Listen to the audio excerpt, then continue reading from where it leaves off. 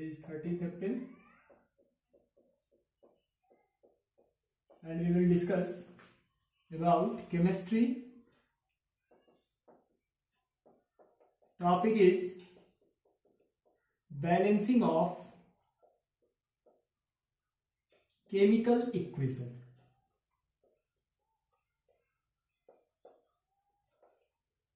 Balancing of chemical equation. Now this topic is very fundamental topic in chemistry because either you are studying in class 8th, 9th, 10th, 11th, 12th or even in graduation, you must have to balance a chemical equation. So this video related to this topic has been already posted to my channel and most of the students have watched that video. But even most of the students were feeling difficulty about what is chemical equation and how to balance it. So I have decided to go live with you regarding this topic. So first of all, I will recap some things. Chemical equation. What is chemical equation?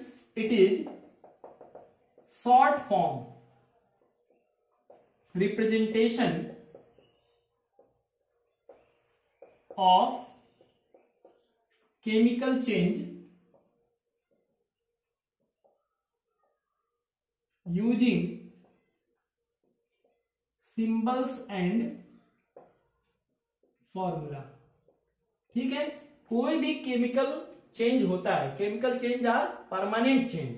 It means one thing get converted into another thing or we can say new thing and that new thing cannot be converted back into the original thing. जैसे दाल में नमक, तेल और भी जो भी चीज ingredient हैं वो मिला करके जब हम लोग कुकर में उसको पकाने के लिए रख देते हैं तो वो जो दाल है वो पक जाने के बाद एक नया फॉर्म में चेंज हो जाता है. और जो पके हुए दाल को वापस हम लोग ओरिजिनल फॉर्म में चेंज नहीं कर सकते हैं. तो it is very simple example of chemical change. ठीक है, कोई भी ऐसा चेंज जो परमानेंट होता है, मतलब एक नया चीज बनने के बाद वापस वो ओरिजिनल फॉर्म में चेंज नहीं हो सकता है, वैसे सारे चेंज को हम लोग कहते हैं केमिकल चेंज. और केमिकल चेंज को अगर हम लोग सिंबल्स और मॉलिक्यूलर फॉर्मूला की सहायता से अगर रिप्रेजेंट करते हैं तो उसी को हम लोग कहते हैं chemical equation. As for example, if we write hydrogen plus oxygen gives water, so this is a method to write a chemical change which is called word equation method. ये मेथड को हम लोग कहते हैं वर्ड इक्वेशन क्योंकि इसमें word का use किया जा रहा है. लेकिन केमिकल इक्वेशन में हम लोग क्या करेंगे, हाइड्रोजन फ्री स्टेट में H2 के फॉर्म में पाया जाता है, ऑक्सीजन फ्री स्टेट में O2 के फॉर्म में पाया जाता है और वाटर का मॉलिक्यूलर फॉर्मूला है H2O. ठीक है, अब ये जो फॉर्म है इसका लिखने का, इसको हम लोग कहते हैं केमिकल इक्वेशन. ठीक है, कोई भी और एग्जांपल ले लें. Aluminium plus chlorine gives aluminium chloride. ठीक है, तो इसको लिखने का तरीका क्या होगा, Al प्लस क्लोरीन का फ्री स्टेट है Cl2, it will give AlCl3. अब ये फॉर्मूला कैसे लिखना है ये पहले ही मैंने वीडियो में बता दिया है. वैलेंसी का यूज करके हम लोग मॉलिक्यूलर फॉर्मूला बनाते हैं. थोड़ा सा मैं बता दे रहे हैं. एल्यूमिनियम की वैलेंसी होती है 3 प्लस, Cl की वैलेंसी है 1 माइनस, तो क्रिस क्रॉस मेथड से ये वैलेंसी इधर जाएगी, ये 1 इधर आएगा, फॉर्मूला होगा Al1Cl3. अब 1 को लिखने की जरूरत नहीं है इसीलिए फॉर्मूला हो जाएगा AlCl3. ठीक है, तो इस तरह से जब हम लोग सिंबल्स और मॉलिक्यूलर फॉर्मूला का यूज करते हुए किसी भी केमिकल चेंज को रिप्रेजेंट करते हैं तो इसी को कहते हैं केमिकल इक्वेशन. ठीक है, now second thing is that why we should balance a chemical equation. Chemical equation को बैलेंस करना क्यों जरूरी है. बैलेंस करना मतलब होता क्या है ये भी थोड़ा जान लिया जाए, उसके बाद बैलेंस करना क्यों जरूरी है जान लेंगे. तो balanced chemical equation, what is balanced chemical equation. तो हम ये कह सकते हैं it is a chemical equation in which each element has same number of atoms on both sides of the chemical equation. मतलब क्या हुआ, जैसे जो मैंने बेसिक एग्जांपल लिया, मैंने बहुत सिंपल एग्जांपल लिया ताकि आपका कॉन्सेप्ट क्लियर हो। जैसे ये मैंने लिखा है H2 plus O2 gives H2O। तो इस रिएक्शन में अगर देखें तो यहां पर हम लोग ऐसे इसको समझ सकते हैं, क्लियर एकदम। ये एलिमेंट हो गया, ये रिएक्टेंट, ये प्रोडक्ट साइड। तो यहां पर दो एलिमेंट हैं, 3 ड्रॉ कर दिया। चलिए, हाइड्रोजन ऑक्सीजन। रिएक्टेंट साइड में देखिए यहाँ 2 है हाइड्रोजन, ऑक्सीजन भी कितना है, 2 है। प्रोडक्ट साइड में देखिए हाइड्रोजन 2 है लेकिन ऑक्सीजन कितना है, 1 है। तो इसमें हम लोग देख सकते हैं कि element hydrogen has 2 atoms on reactant side and 2 atom on product side, so this is balanced. But oxygen, in case of oxygen there is 2 atoms of oxygen on left side, reactant side, but there is only 1 atom of oxygen on the product side, so this is not a balanced equation। ठीक है, अब balanced equation क्या होगा, अगर इसी equation को हम लोग ऐसे लिखें H2 plus O2 gives 2H2O, ये अगर इक्वेशन लिखा जाए और इसका अगर हम लोग देखें कितने कितने हैं, डायरेक्ट मैं लिख दे रहा हूं, हाइड्रोजन ऑक्सीजन, तो लेफ्ट साइड में 2 है, ये भी 2 है।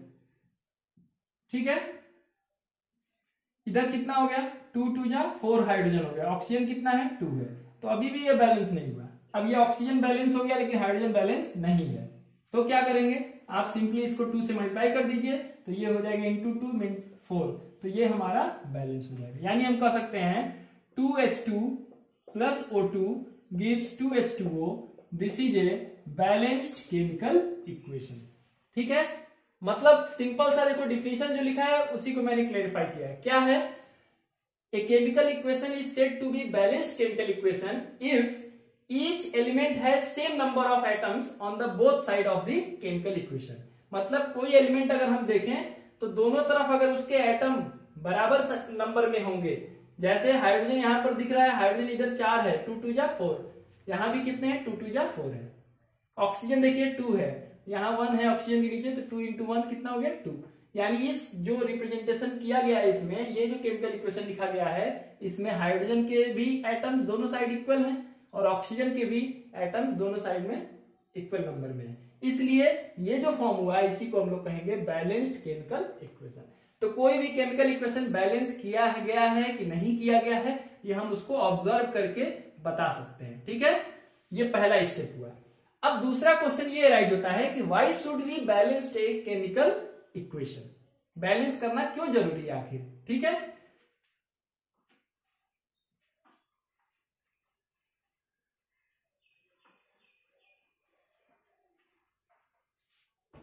Now why should we balance a chemical equation. ठीक है, बैलेंस करना क्यों जरूरी है, because a chemical equation must obey law of conservation of mass. ठीक है, law of conservation of mass को फॉलो करना चाहिए। अब law of conservation of mass है क्या, matter can neither be created nor destroyed, या और सिंपल कहें the total mass of reactants must be equal to total mass of products in a chemical change. ठीक है, यानी कि कोई भी केमिकल चेंज हो रहा है, मान लीजिए रिएक्टेंट है और ये प्रोडक्ट में अगर चेंज हो रहे हैं, तो जितना मास इसका होगा उतना ही मास प्रोडक्ट का होना चाहिए। टोटल मास दोनों साइड में सेम होना चाहिए। ऐसा नहीं है कि रिएक्टेंट का मास कम है और प्रोडक्ट का मास ज्यादा हो गया, तो इसमें क्या कंक्लूजन निकलेगा कि नया मैटर क्रिएट हो गया। ठीक है, दूसरा केस है कि रिएक्टेंट का मास ज्यादा है और प्रोडक्ट का मास कम हो गया, तो यहां क्या कंक्लूजन निकलेगा कि मैटर डिस्ट्रॉय हो गया। दोनों ही चीज नहीं हो सकता है, क्योंकि कोई भी केस में कोई भी केमिकल चेंज हो रहा हो, कोई भी चेंज होंगे, चाहे वो फिजिकल हो केमिकल चेंज हो, मैटर ना तो क्रिएट होगा ना तो डिस्ट्रॉय होगा। मतलब ना तो मैटर अपने आप प्रोड्यूस हो जाएगा ना तो मैटर अपने आप खत्म हो जाएगा। ठीक है ना, ऐसा कभी भी नहीं हो सकता है। जितना मैटर रिएक्टेंट में रहेगा उतना ही मैटर प्रोडक्ट साइड में आपको मिलेगा। देखो बहुत पहले सिंपल सा कॉन्सेप्ट है, डाल्टन्स एटॉमिक थ्योरी में बताया गया था कि डाल्टन्स एटॉमिक थ्योरी सबसे पहला थ्योरी है रिगार्डिंग एटम। ठीक है, और उसी में ये बात बता दिया गया था कि chemical reactions are rearrangement of atoms to form a new substance. तो केमिकल रिएक्शन में ऐसा नहीं है कि कोई नया चीज अपने आप बन जाता है, ऐसा नहीं है। जो पहले से चीजें रखी हुई थी, जो पहले से चीजें थी, वही आपस में रीअरेंज होकर के नया चीज का फॉर्मेशन करते हैं। इसी को कहते हैं केमिकल चेंज या केमिकल रिएक्शन। तो ऐसा नहीं है कि कोई चीज अपने आप बन जाएगा। अब हम सोचें कि कुकर वैसे रख दें अपने आप दाल बन जाए, ऐसा तो नहीं होगा। दाल पहले उसमें रखना पड़ेगा, इंग्रेडिएंट्स मिलाने पड़ेंगे, उसके बाद ही नया फॉर्म में वो चेंज होगा। मैटर नहीं क्रिएट हो सकता है। दूसरा चीज, अगर हमने रखा हुआ है कोई चीज तो अपने आप वो डिस्ट्रॉय नहीं हो जाएगा। बेंच है तो बेंच रखा हुआ है क्लासरूम में, तो बेंच अपने आप खत्म नहीं हो जाएगा। ठीक है, कोई भी मैटर ना तो क्रिएट हो सकता है ना तो डिस्ट्रॉय हो सकता है, बस वो क्या है, कंजर्व रहेगा। मतलब रिएक्टेंट साइड में जितने मास रहेंगे उतना ही मास आपके प्रोडक्ट साइड में होना चाहिए। यही है लॉ ऑफ कंजर्वेशन ऑफ मास। और कोई भी केमिकल इक्वेशन जब हम लोग लिखते हैं तो उसको ये फॉलो करना चाहिए, यानी किसी एलिमेंट के जितने एटम आपको लेफ्ट साइड में मिलेंगे उतने ही राइट साइड में मिलने चाहिए, तभी उस केमिकल इक्वेशन को बैलेंस्ड केमिकल इक्वेशन कहेंगे और उसको वैलिड फॉर्म में माना जाएगा। ठीक है ना। अब तीसरा चीज हम लोग को जो जानना है कि how can we balance chemical equation. तो मैं यहां से मिटा दे रहा हूं। अब बैलेंस कैसे करते हैं, जो सबसे इंपॉर्टेंट टॉपिक है, जो आपको स्टेप बाय स्टेप समझना है। ठीक है, how can we balance a chemical equation. ठीक है, तो इसको बैलेंस करने के दो मेथड होते हैं। एक मेथड होता है हीट एंड ट्रायल मेथड और दूसरा होता है हाफ रिएक्शन मेथड। ठीक है, अब हीट एंड ट्रायल का मतलब ये होता है कि बार बार प्रयास करते रहिए, ये बैलेंस हो जाएगा। तो अब ये मत आप सोचिएगा कि कोई ऐसा ट्रिक मिल जाएगा, कोई ऐसा तरीका मिल जाएगा, कोई ऐसा यूनिक वे मिल जाएगा कि तुरंत हम बैलेंस करने लगेंगे। ना ही है। देखिए हीट एंड ट्रायल, इसका मतलब होता है प्रयास करते करते ये बैलेंस होगा। ठीक है, और मैं बार बार कहता हूं कि you should have faith on hard work. Hard work में फेथ रखिए, शॉर्टकट में नहीं। ठीक है, shortcut can not lead you to the success, hard work can surely lead you to the success. तो आपको हार्डवर्क करना है, हीट एंड ट्रायल मेथड को समझिए, बार बार इक्वेशन करिए। मैं जो है जो व्हाट्सएप पे जुड़े हैं बच्चे, उनको मैं कुछ वर्क भी दे दूंगा, आप उसको सारे क्वेश्चंस को करिएगा। उसमें कोई डाउट होगा मुझे आप फिर से सेंड करिएगा, मैं उसको क्लियर कर दूंगा। ठीक है ना, लाइव सेशन में। तो यहां पर हम लोग हीट एंड ट्रायल मेथड में कई बार हम लोग ट्राई करते हैं बैलेंस करने का, उसके बाद वो बैलेंस हो जाता है। अब ये एकाएक आपको नहीं आएगा, कई सारे क्वेश्चंस आप करेंगे तो एक आइडिया आपके अंदर डेवलप हो जाएगा कैसे रिएक्शंस को बैलेंस किए जाते हैं। दूसरा जो है हाफ रिएक्शन मेथड, ये जब हम लोग ऑक्सीडेशन रिडक्शन का कॉन्सेप्ट पढ़ लेंगे इसी चैप्टर में, आगे मैं बताऊंगा क्लासेस में, तो जब हम लोग को ऑक्सीडेशन रिडक्शन का कॉन्सेप्ट हो जाएगा तो हाफ रिएक्शन मेथड भी आपको समझ में आ जाएगा। ठीक है, तो अभी पहले हम लोग हीट एंड ट्रायल मेथड से कैसे बैलेंस किया जाता है यही सीखेंगे आज। ठीक है, ओके। तो सीधे मैं आपको एक एग्जांपल से समझा रहा हूं कैसे हम लोग स्टेप्स को फॉलो करते हैं। ठीक है, तो पहले मैं एकदम सिंपल एग्जांपल आपके सामने रख रहा हूं जो अभी शुरू में मैंने लिया। First example 1 is H2 plus O2 gives H2O। इसको हम लोग कैसे बैलेंस करेंगे? ये बहुत ही इजी एग्जांपल है, तुरंत बैलेंस हो जाएगा। यहां आपको एलिमेंट लिखना है रिएक्टेंट और ये आपका प्रोडक्ट। हाइड्रोजन है, ऑक्सीजन है, सिर्फ दो एलिमेंट है। रिएक्टेंट साइड में देखिए कितने हैं? 2 एटम। ऑक्सीजन के कितने हैं? 2। प्रोडक्ट साइड में हाइड्रोजन कितना है? 2 और ऑक्सीजन कितना है? 1। तो देखिए ये तो ऑलरेडी बैलेंस है, ये बैलेंस नहीं है, तो इसको बैलेंस करने के लिए 2 से मल्टीप्लाई कर देते हैं। जैसे आप 2 से मल्टीप्लाई करेंगे, ध्यान ये देना है कि जब आप 2 से मल्टीप्लाई कर रहे हैं तो देखिए यहां पर ऑक्सीजन प्रोडक्ट में कहां पर है? यहां पर है। तो जैसे आप 2 से मल्टीप्लाई करेंगे, ये H2O ना होकर क्या हो जाएगा? 2H2O हो जाएगा। और 2H2O होने से ऑक्सीजन तो बैलेंस हो गया, लेकिन हाइड्रोजन अब कितना हो गया? 2 2 जा 4 हो गया।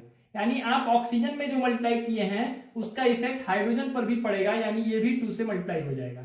और जैसे ही ये 2 से मल्टीप्लाई होगा तो हाइड्रोजन कितना हो गया? 4 हो गया। इसलिए आपको इधर भी मल्टीप्लाई करना पड़ेगा 2, जिसकी वजह से तब जाकर के हाइड्रोजन बैलेंस होगा। ठीक है, तो पहला काम आपने क्या किया? ऑक्सीजन को बैलेंस किया, क्योंकि हाइड्रोजन पहले से बैलेंस था। जैसे आपने ऑक्सीजन को बैलेंस किया, इसमें 2 से मल्टीप्लाई किया, तो यहां आप 2 से मल्टीप्लाई करेंगे, जिसकी वजह से हाइड्रोजन का काउंट बदल जाएगा। पहले 2 था, लेकिन अब कितना हो जाएगा? 4 हो जाएगा। तो जब ये 4 हो जाएगा तो इधर भी हम लोग को 2 से मल्टीप्लाई करना पड़ेगा। ठीक है, जो यहाँ पे किया गया है। तो बैलेंस्ड इक्वेशन आपका हो गया 2H2 plus O2 gives 2H2। ठीक है, ये बहुत ही सिंपल केस मैंने आपके सामने दिया। ठीक है, दूसरा केस अब लेते हैं। हम बार बार कुछ क्वेश्चंस करेंगे तो आपको ये क्लियर हो जाएगा। दूसरा क्वेश्चन है example 2, Al plus Cl2 gives AlCl3। ये भी उसी तरह से है, सिंपल सा। देखिए मैं करके दिखा रहा हूं इसको भी। Element, reactant, product. यहां कौन कौन एलिमेंट है? एल्यूमिनियम है, क्लोरीन है। एल्यूमिनियम लेफ्ट साइड में 1, क्लोरीन कितना? 2। राइट साइड में एल्यूमिनियम कितना है? 1 है, क्लोरीन कितना है? 3 है। देखिए वैसा ही क्वेश्चन है, ये एल्यूमिनियम बैलेंस है, इसको कुछ नहीं करना है। Cl देखिए, क्लोरीन इधर 2 है, इधर 3 है, तो बैलेंस करने के लिए क्या करना होगा? सिंपल सी बात है, आप 3 वाले को 2 से मल्टीप्लाई कर दीजिए। ठीक है, तो ये कितना हो गया? 3 2 जा 6, और इसको मल्टीप्लाई कर दीजिए 3 से। ठीक है, ये 2 से मल्टीप्लाई किए, ये 3 से, तो ये 6 हो गया, ये भी 6 हो गया। अब जैसे ही आप 2 से मल्टीप्लाई कर रहे हैं Cl को, तो देखिए Cl के साथ क्या अटैच है? एल्यूमिनियम। तो आप 2 से जब मल्टीप्लाई करेंगे तो एल्यूमिनियम कितना हो जाएगा? 2 हो जाएगा। क्लोरीन तो 6 हो गया और ये भी 6 हो गया, दोनों तरफ बैलेंस हो गया। लेकिन इसकी वजह से एल्यूमिनियम भी 2 टाइम्स इंक्रीज कर गया, ये भी 2 टाइम्स बढ़ गया। इसको जैसे मल्टीप्लाई किए, ये इसका इफेक्ट इस पर भी पड़ा। ठीक है, एल्यूमिनियम के प्रोडक्ट साइड में 2 से मल्टीप्लाई हो गया, इसीलिए इसका इफेक्ट इस पे पड़ा और इसका इफेक्ट इस पे पड़ेगा, इसको भी 2 से मल्टीप्लाई करेंगे। तो बैलेंस क्या हो गया? 2Al plus 3Cl2 gives 2AlCl3। ये आपका बैलेंस हो गया। ठीक है, नेक्स्ट थोड़ा सा इससे हार्ड लेते हैं एग्जांपल। मैं इसी में मिटा दे रहा हूं, बार बार हम लोग को मेहनत नहीं करना पड़ेगा लिखने का। ठीक है, इससे थोड़ा हार्ड लेते हैं। चलिए 4 आइटम लेते हैं। FeCl3 plus NaOH gives NaCl plus FeOH whole thrice. ठीक है, ये लेते हैं। तो चलिए अब देखिए कितने आइटम हो गए और कैसे हम लोग इसको बैलेंस करेंगे। तो इसमें हम लोग के 4 एलिमेंट दिख रहे हैं। कौन कौन से हैं? FeCl, Na 5 है क्या? हाँ 5 है, ऑक्सीजन और हाइड्रोजन। और अच्छा क्वेश्चन हो गया ये तो। चलिए सबका काउंट हम लोग पहले लिख देते हैं। Fe लेफ्ट साइड में कितना है? 1 है, राइट साइड में भी कितना है? 1 है। Cl देखिए इधर 3 है, ठीक है, इधर 1, ठीक है। Na कितना है? 1 है, उधर भी कितना है? 1 है। ऑक्सीजन कितना है? 1 है, इधर कितना है? 3 है। हाइड्रोजन कितना है? 1 है, और इधर कितना है? 3 है। ठीक है, अब इतने सारे एटम हो गए, तो आप बैलेंसिंग सबसे पहले किससे स्टार्ट करेंगे? ये पहला क्वेश्चन है हमारा। तो बैलेंसिंग उससे स्टार्ट किया जाएगा जिसमें कम से कम नंबर ऑफ एटम हो। ठीक है, अब देखिए ये Fe पहले से बैलेंस है, इसमें कुछ भी नहीं करना है आपको। दूसरा देखिए सोडियम भी पहले से बैलेंस है, इसमें भी कुछ नहीं करना है आपको। ऑक्सीजन 1 3 है, हाइड्रोजन भी 1 3 है, और ये 3 1 है। ठीक है, तो प्रोडक्ट साइड में ही पहले लेके चला जाए। इसमें से आप किसी को भी लेके चल सकते हैं क्योंकि एक जैसे हैं ये। मैं Cl से लेके चल रहा हूं। देखिए यहाँ 3 है, तो इसको मैं 3 से मल्टीप्लाई कर दे रहा हूं। जैसे ही आप 3 से मल्टीप्लाई करेंगे तो देखिए ये Cl कहां पर है, प्रोडक्ट में यहां पर है, तो आप इसको जब 3 से मल्टीप्लाई कर रहे हैं तो ये Cl तो बैलेंस हो गया, लेकिन इसकी वजह से Na भी 3 टाइम्स मल्टीप्लाई हो गया, तो यहां भी 3 टाइम्स हो गया, और ये जब 3 टाइम्स होगा तो इसकी वजह से जो रिएक्टेंट साइड है उसमें भी आपको 3 से मल्टीप्लाई करना पड़ेगा। देखो Cl को बैलेंस करने के लिए हम लोग 3 से इसको मल्टीप्लाई कर रहे हैं, जैसे ही Cl को बैलेंस करने के लिए 3 से मल्टीप्लाई किया, सोडियम आपका 3 टाइम्स हो गया। अब सोडियम को बैलेंस करने के लिए इधर भी आपको 3 टाइम्स मल्टीप्लाई करना पड़ेगा, और जैसे ही सोडियम ये बैलेंस होगा तो सोडियम के साथ साथ ऑक्सीजन भी 3 टाइम्स हो गया और हाइड्रोजन भी 3 टाइम्स हो गया, तो ऑक्सीजन भी 3 टाइम्स मल्टीप्लाई हो गया इसके 3 टाइम मल्टीप्लाई होने से, और हाइड्रोजन भी 3 टाइम मल्टीप्लाई हो गया, और खुद पे खुद ये रिएक्शन देखिए बैलेंस हो गया। Fe11 3 हो गया, ये भी 3, ये भी 3, ये भी 3, तो बैलेंस इक्वेशन क्या हो गया, चलिए लिखते हैं हम लोग। Fe को मल्टीप्लाई किया नहीं गया, सीधे FeCl3 हो गया, प्लस ये 3 से मल्टीप्लाई हुआ है तो 3NaOH हो गया, और इट गिव्स क्या हो जाएगा 3NaCl प्लस FeOH, ये आपका बैलेंस इक्वेशन हो गया, ठीक है ना। तो स्टार्ट मैंने Cl से किया, Cl जैसे ही 3 से मल्टीप्लाई किए तो केवल Cl तो हो नहीं जाएगा, Na भी 3 से मल्टीप्लाई हो जाएगा, जब Na 3 से मल्टीप्लाई होगा तो इधर अगर 3 बढ़ गया तो हम लोग को 3 इधर भी मल्टीप्लाई करना होगा, और ये जैसे ही मल्टीप्लाई होगा यहाँ पर तो ऑक्सीजन और हाइड्रोजन भी 3 टाइम्स इंक्रीज हो जाएंगे। देखो इसमें इफेक्ट ही समझना है, एक चीज को मल्टीप्लाई करते हैं तो उसके साथ जो जुड़ा होगा वो भी तो मल्टीप्लाई हो जाएगा, तो उसी को समझ के क्वेश्चन जब करेंगे तो ये बैलेंस हो जाएगा, ठीक है। चलिए अब एक और क्वेश्चन लेते हैं जो इससे थोड़ा सा और बड़ा हो, ताकि हमको ये क्लियर हो जाए कि मेथड वही है, चाहे रिएक्शन कितना भी बड़ा हो मेथड वही रहेगा हमारा, उसी मेथड से हम लोग क्वेश्चन को करेंगे। चलिए एक बड़ा सा क्वेश्चन लेते हैं, एग्जांपल 4 है, K2Cr2O7 प्लस HCl गिव्स, बहुत फेमस रिएक्शन है क्लास 12 का, KCl plus CrCl3 plus H2O plus Cl2। देखिए ये बहुत ही टिपिकल केस है, हार्ड केस में हम कह सकते हैं इसको, लेकिन बहुत ही इजी से हो जाएगा ये। चलिए तो पहले एक टेबल बना देते हैं, एलिमेंट, रिएक्टेंट्स, प्रोडक्ट्स, ठीक है। जितने एलिमेंट है सबको नोट करते हैं, potassium, chromium, oxygen, hydrogen, chlorine, ये 5 एलिमेंट हैं।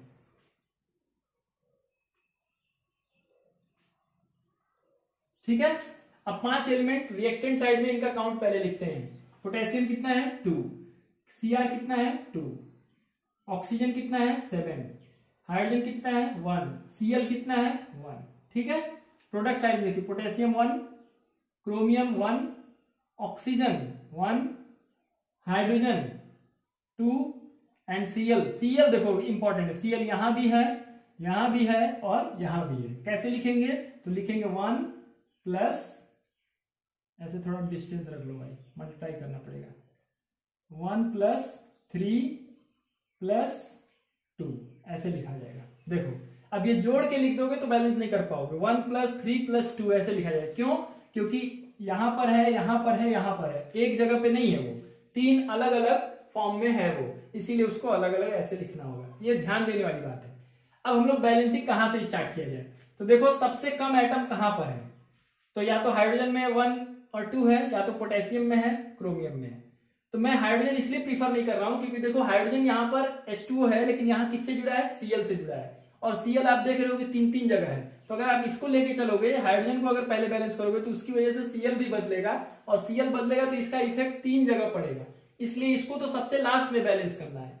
Cl को सबसे लास्ट में, Cl वाले को सबसे लास्ट में लेके चलो, इसलिए इस पे हम नहीं चलेंगे, हम चलेंगे किससे, पोटेशियम से, क्रोमियम से। चलो हम पोटेशियम को बैलेंस करते हैं। पहले यहां पर 2 है, इसको 2 से मल्टीप्लाई करो, इसको जैसे ही 2 से मल्टीप्लाई करोगे तो क्या होगा, यहां पर भी 2 से मल्टीप्लाई हो जाएगा, और जैसे ही ये 2 से मल्टीप्लाई होगा तो देखो Cl वाला जो 1 था उसके जगह पर 2 से मल्टीप्लाई होगा। इफेक्ट को ही समझना है कि अगर आप पोटेशियम को बैलेंस करने के लिए यहाँ 2 से मल्टीप्लाई किए हैं तो ये 2 से मल्टीप्लाई करेंगे तो ये Cl भी 2 से मल्टीप्लाई हो जाएगा, जो 1 था वो इंटू 2 हो जाएगा। ठीक है, चलो ये ठीक है, पोटेशियम आपका बैलेंस हो गया, और उसका इफेक्ट क्लोरीन पर पड़ा जिसको नोट कर दिए। फिर क्रोमियम आते हैं, क्रोमियम यहाँ 2 है, यहाँ पर 1 है, तो इसको हम लोग 2 से मल्टीप्लाई कर दिया जाए। ठीक है, यहां भी 2 से मल्टीप्लाई किए। अब फिर देखो इसका क्रोमियम तो बैलेंस हो गया, लेकिन इसका इफेक्ट Cl पर पड़ रहा है। Cl यहाँ 3 था, अब कितना हो जाएगा, ये 2 से मल्टीप्लाई हो जाएगा, यानी ये भी कितने से मल्टीप्लाई हो गया, 2 से। ये ध्यान देना है भाई कि क्रोमियम को बैलेंस किए 2 से मल्टीप्लाई करके, लेकिन जैसे ही 2 से मल्टीप्लाई करेंगे Cl वाला जो 3 काउंट था यहाँ पर 3 था, वो भी 2 से मल्टीप्लाई हो गया ये। ठीक है, अब बैलेंस करते हैं ऑक्सीजन। क्यों? क्योंकि ऑक्सीजन इसमें है और यहाँ है, Cl से इसका कोई रिश्ता उसका है नहीं, तो ऑक्सीजन यहाँ 7 है, सीधे आप 7 से यहाँ पे मल्टीप्लाई करिए। जैसे 7 से मल्टीप्लाई करेंगे, ये 7 से मल्टीप्लाई होगा, तो ये ऑक्सीजन तो बैलेंस हो गया, लेकिन इसका इफेक्ट हाइड्रोजन पर पड़ेगा। हाइड्रोजन कितना हो गया, 7 2 14, और इधर कितना है 1, इसीलिए आपको यहाँ पर भी 14 से मल्टीप्लाई करना पड़ेगा। 14 इसलिए करना पड़ेगा कि 7 2 14 हो रहा है और यहाँ केवल 1 है, तो इसीलिए आपको यहाँ पर 14 से मल्टीप्लाई करना पड़ेगा, जिससे हाइड्रोजन बैलेंस हो सके। ठीक है, अब आप देखिए इधर आपने देखिए ये 7 से मल्टीप्लाई किया मैंने, तो जैसे ही आपका देखो यहाँ पर फिर से बता दे रहा हूं, ऑक्सीजन को बैलेंस करने के लिए 7 से मल्टीप्लाई किए, जैसे 7 से मल्टीप्लाई किए तो ये हाइड्रोजन भी जो 2 था 2 × 7 हो गया, और ये 14 हो गया, जिसकी वजह से इधर हम लोग को 14 से मल्टीप्लाई करना पड़ा। ठीक है, फिर से एक बार बता रहा हूँ इसी स्टेप को, क्योंकि ध्यान देना है इसी स्टेप को ध्यान से। चलो एक बार फिर देख लो, ऑक्सीजन को बैलेंस करने के लिए हम लोग यहाँ पर 7 है, यहाँ 1 है, तो यहाँ पर हम लोग 7 से मल्टीप्लाई किए, तो ये ऑक्सीजन तो बैलेंस हो गया। लेकिन जैसे ही 7 से मल्टीप्लाई किया तो हाइड्रोजन भी 7 से मल्टीप्लाई हो गया, जो हाइड्रोजन 2 था वो 7 2 कितना हो गया, 14 हो गया, और इसीलिए इधर भी हम लोग को किससे मल्टीप्लाई करना पड़ेगा, 14 से करना पड़ेगा। ठीक है, तो ये हमारा 14 से मल्टीप्लाई हो गया, और जैसे ही 14 से ये मल्टीप्लाई हुआ तो हाइड्रोजन तो 14 हो गया, Cl भी आपका इंटू 14 हो गया, और जैसे ये 14 हुआ तो अब इधर भी बैलेंस करना होगा, तो अभी गिन लो कितना है, 2 है, 6 है, 6 2 8 हो गया। अब इन दोनों में अगर मल्टीप्लाई करेंगे तो काम गड़बड़ होगा, क्योंकि अगर इसमें आप मल्टीप्लाई करोगे तो क्रोमियम भी बदल जाएगा, इसमें मल्टीप्लाई करोगे तो पोटेशियम भी बदल जाएगा, तो इन दोनों को कुछ भी नहीं करना है। ये Cl अकेला है, केवल C क्लोरीन का मॉलिक्यूल है, तो इसलिए जो भी कम पड़ रहा है उसी में मल्टीप्लाई करेंगे। तो 6 + 2 कितना हो गया, 8, इधर कितना है 14, तो 6 बच रहे हैं, यानी ये 2 है, अगर इसको 3 से मल्टीप्लाई कर दिया जाए टोटल कितना हो जाएगा 6। अब ये जोड़ेंगे तो कितना हो गया, 6 + 6 12, 12 + 2 14, यानी इसको हम लोग 3 से मल्टीप्लाई कर देंगे, इसको, ये आपका बैलेंस हो जाएगा। तो फाइनल इक्वेशन क्या हो गया, K2Cr2O7 + 14HCl gives 2KCl + 2CrCl3 + 7H2O + 3Cl2। This is your final balanced chemical equation. ठीक है, तो रिएक्शन देखो बड़ा था, पर मेथड हमारा वही सिंपल सा मेथड है, हीट एंड ट्रायल मेथड, जो टेबल बना के हम लोग सिस्टम से करते हैं, तो आसानी से ये हो जाता है। ठीक है ना, अब यहाँ मैंने इजीएस्ट एग्जांपल भी लिया, इजी भी लिया, थोड़ा हार्ड लिया, उसके बाद सबसे हार्ड एग्जांपल भी मैंने किया। ठीक है, अब इसके अलावा और भी बहुत सारे क्वेश्चंस मैं आपको जो भी व्हाट्सएप के थ्रू जो बच्चे जुड़े उनको व्हाट्सएप पे दे देंगे, आप कर लीजिएगा। जो लोग नहीं जुड़े होंगे, जो देख रहे होंगे, तो चैनल खोल करके अबाउट में जा करके लिंक दिया हुआ है मैंने, सारे लिंक है वहां पर, फेसबुक, व्हाट्सएप, इंस्टा सबका लिंक है, आप क्लिक करिएगा और व्हाट्सएप से जुड़ करके आप जो भी क्वेश्चन है वो ले सकते हैं, करके अपने प्रॉब्लम्स को भेज सकते हैं, और उसके अकॉर्डिंग मैं आपको सॉल्व कर दूंगा। ठीक है ना, तो मुझे उम्मीद है सबको समझ में आया होगा। तो ठीक है, आगे जो क्वेश्चन दिए जाएंगे उसको आप करिएगा। ठीक है, थैंक यू सो मच।